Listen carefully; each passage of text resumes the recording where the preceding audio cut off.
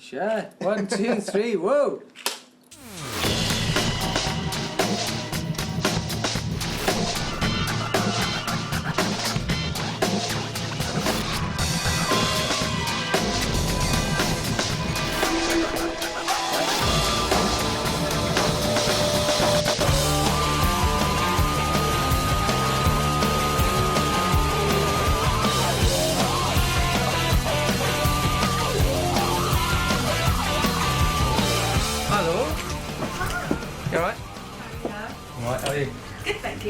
Well, we came here originally to do a one-day demo.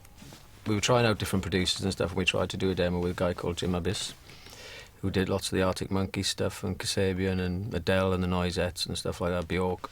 And Jim really liked this studio because it had lots of old gear in here, really. It was just nice coming to a studio where they actually had instruments, because a lot of studios these days are run by managers, and there's not much of a vibe there, so when we came here for one day just to do one song, we kind of fell in love with it and decided we were going to come back here and do the rest of the record. This is like an old EMI desk. Apparently it was found in a big shed in France full of chicken shit, and somebody managed to clean it all up and got it working, and I think the Stones recorded some albums on it. I think Jagger's name is engraved under there somewhere where he probably claps one night. I did see Keith's name on here somewhere, but I can't find it now, but it is on here apparently. It's just one of those desks where it's kind of got all those natural compressions and stuff like that, so it's just got a good vibe for vocals and stuff without it all sounding a bit fake and processed, so it sounded really good in the demos, and we just decided to kind of continue down that path, really.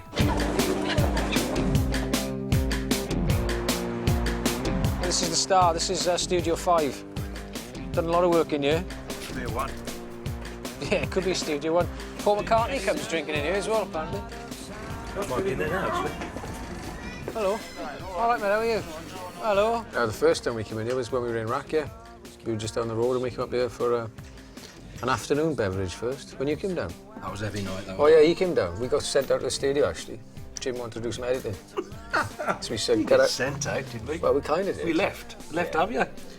Yeah, it was in drums, actually. And your last words were, thanks a lot, lads. Yeah, they basically left me on the studio doing drum takes while they were getting pissed. Came back, all pissed. And then went back. Listened to music until 2 in the morning. And then came back. And I fucked up. That was the night you got left in a cab and you fell asleep. Do you remember that? Yeah.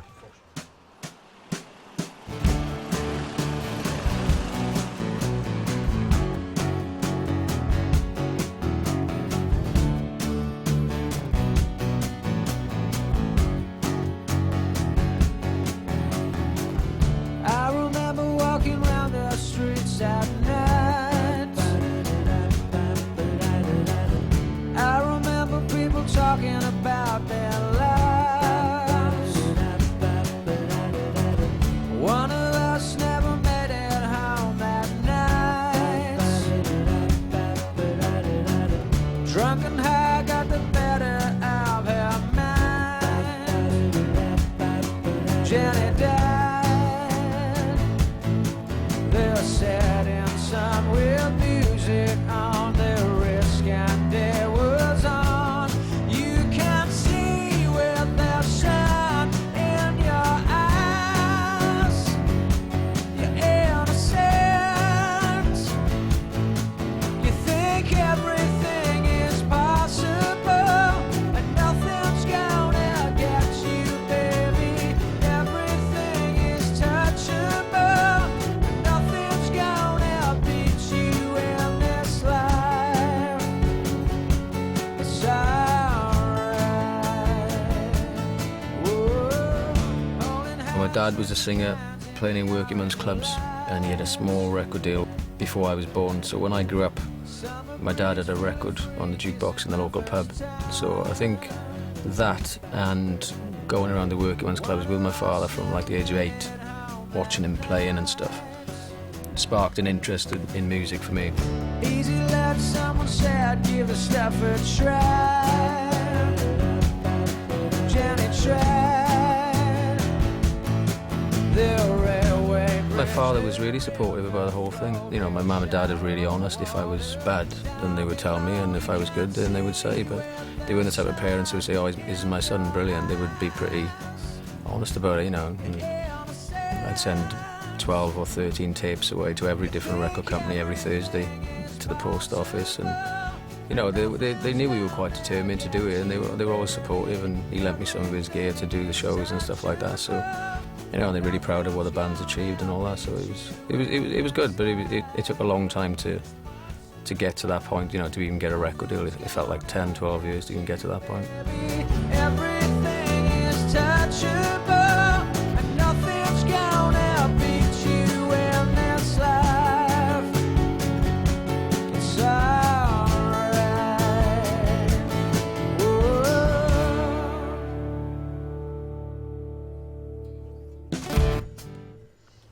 Well, it's Mickey Moore Studios, wasn't it? The guy that did all the glam rock stuff. So we haven't really done much yet. We did the last 3 weeks of the record there.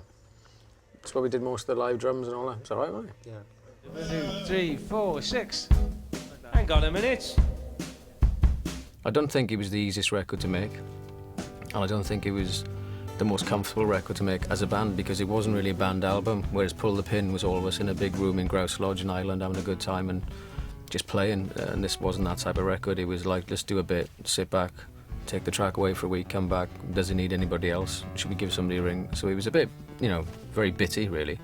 But again, I think everybody in the band has listened to it and I think it was the right thing to do at the time, and that's what kind of how it accidentally happened really. The album sleeve was done down in a place called Dungeness in Kent, right by this nuclear power plant in the sea. Just get some toast, Kelly. We found this old picture of these women having tea with the tide coming in from the 40s, which we thought was quite an appropriate image for Keep Calm and Carry On. You know, you're dealing with stuff and the tide's coming up higher and higher and higher. So we decided to try it as a photo shoot. We didn't know if it would work, and we tried loads of different ones, and that one, it kind of worked. This is excellent. Okay. We used a photographer called Saran, who's a Scandinavian guy, I think, and he did a really good job on it. And he kind of back and front light stuff, so it kind of looks fake. So nobody actually believes we were actually in the sea. So it's a bit disappointing, but it was actually real. Okay. Sign. It was cold, and I had sand in my pockets for a good week after that. But it was all right, actually. I mean, I think we were more concerned. There was a nuclear power plant next door, and we'd all come back out with 3 fucking heads, but it didn't happen yet. Not yet.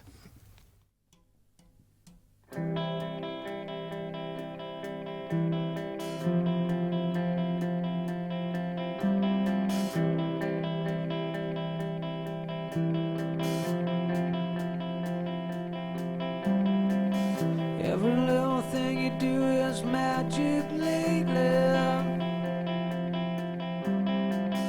Every little thing that you do is cool. Every little thing you do is tragically hip. Even when you tend to play the fool. When you open up your tired eyes and take a look at what's inside, the mirror on your wall tells you the truth. You're exactly where you wanna be. There ain't no fear or misery. The sun is shining down, the clouds have cleared. Could you be the one for me? Could you be the one for me? Could you be the one for me? Could you be the one? Could you be the one for me? Could you be the one for me? Could you be the one for me? Could you be the one? I think inspiration for songwriters is quite hard to kind of nail down as one thing. I think for me, I've always written about whatever I'm going through at that point in my life, really, and I've never forced it. I've never tried too hard to do it. I've always been the type of writer that can write on the road, Every single thing you do is magic. and just kind of keep that tap dripping. A lot of guys can't write when they're traveling, so for me, I just continue to write. And if it's over a period of a 12-month, 15-month tour, by the time I get back, I've usually got about 13 or 14 songs, and I've never really analysed it that much. I might not write something for 6 weeks and then write 2 in a week. So it's just kind of, when it comes, it comes. I just kind of recognise the moment where you just need to press record, really. That's kind of how I've always done it. When you open up your paint-stained eyes from the night before when you were high, the smile upon your face tells you the truth. You're exactly where you wanna be. There ain't no fear or misery. The sun is shining down the clouds, how clear. Could you be the one for me? Could you be the one for me? Could you be the one for me? Could you be the one? Could you be the one for me? Could you be the one for me? Could you be the one for me? Could you be the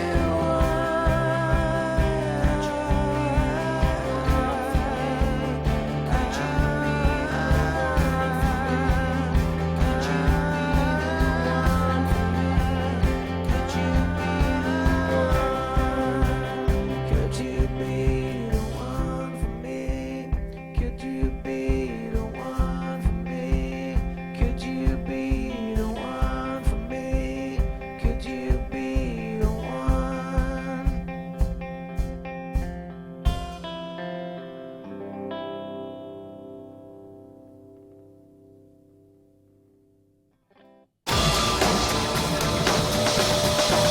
It's beautiful, I'm a fool trying to save you from the rainy days.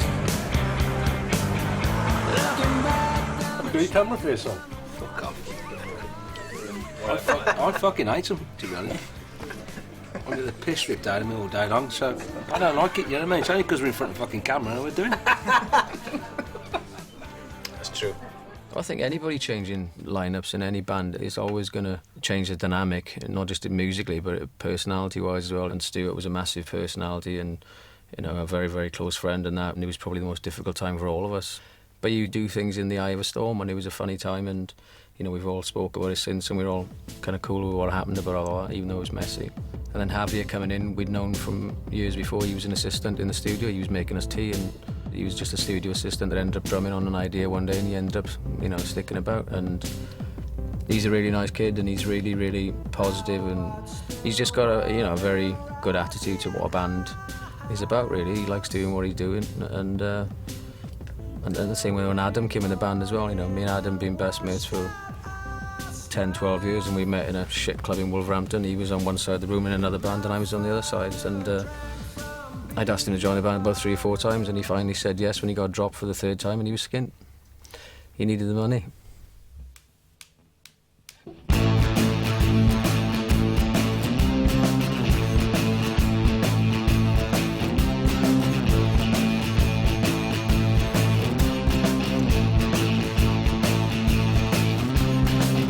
You think you're pretty special, mixing your social circle. I watch you dance the night away.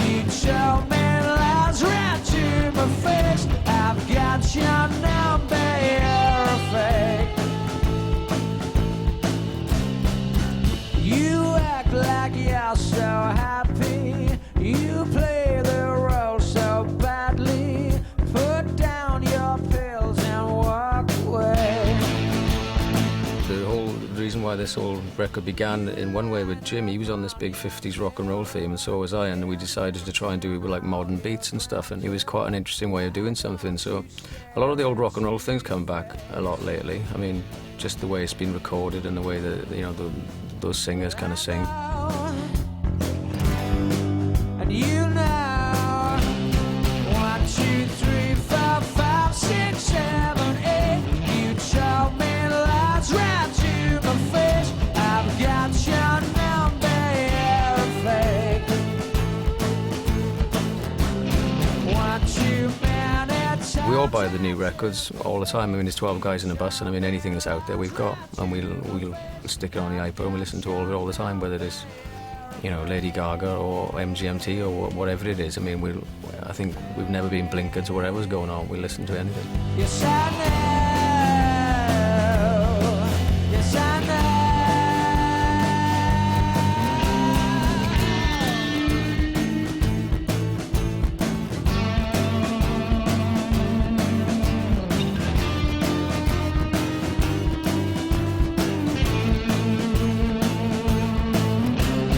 One, 2, 3, 4, 5, 6, 7, 8.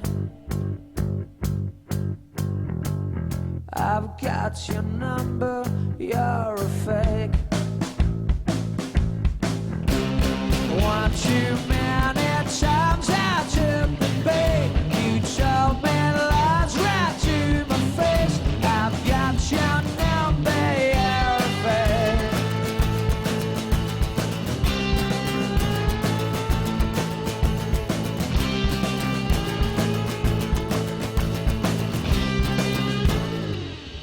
Yeah.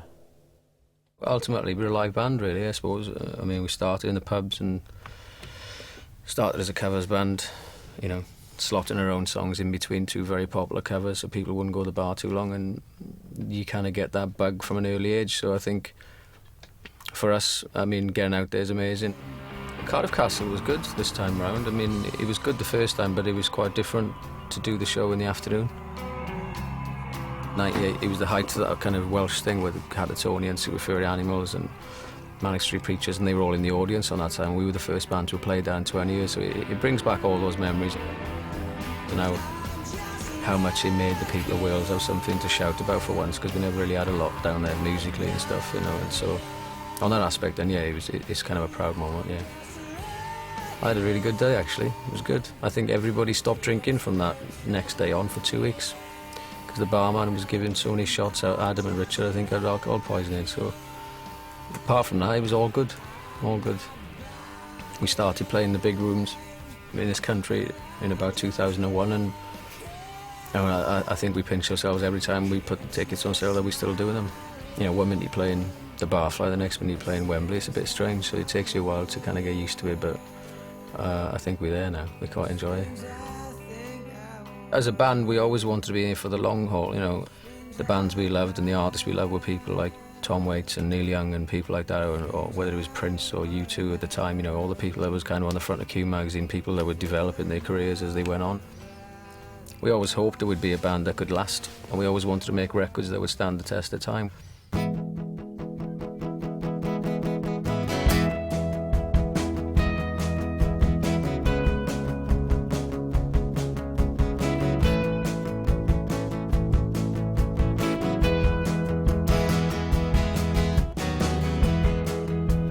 Thinking back, thinking of you. Summertime, I think it was June. Yeah, I think it was June.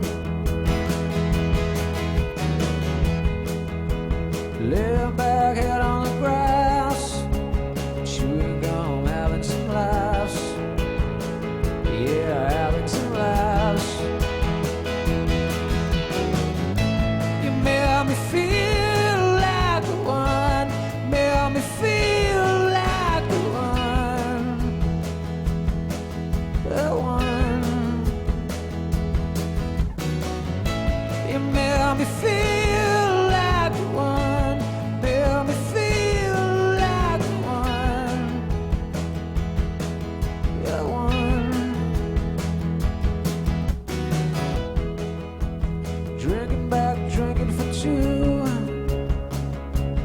drinking with you when drinking was new. Sleeping in the back of my car, we never went far.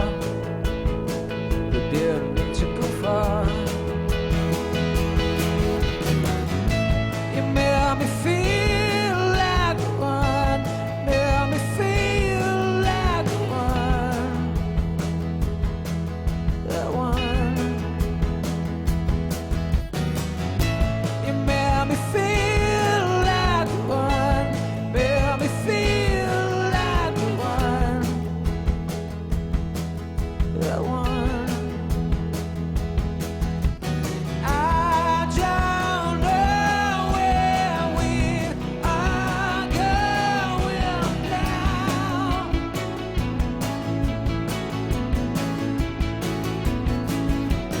I don't know where we are going now.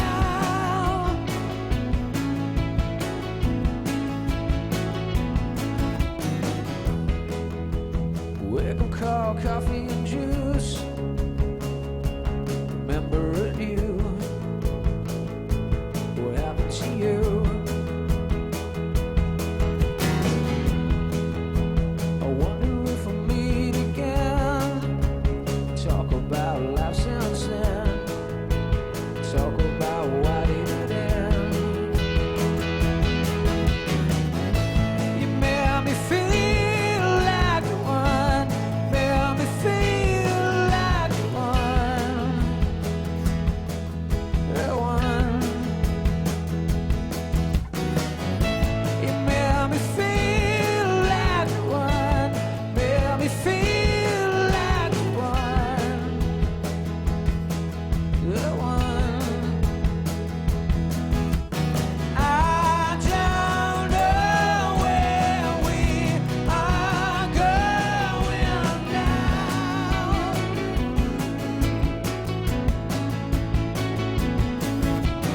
I don't know where we are going now.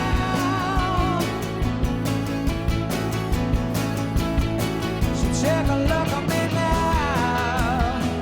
Take a look at me now. Take a look at me now. Take a look at me now. Take a look at me now.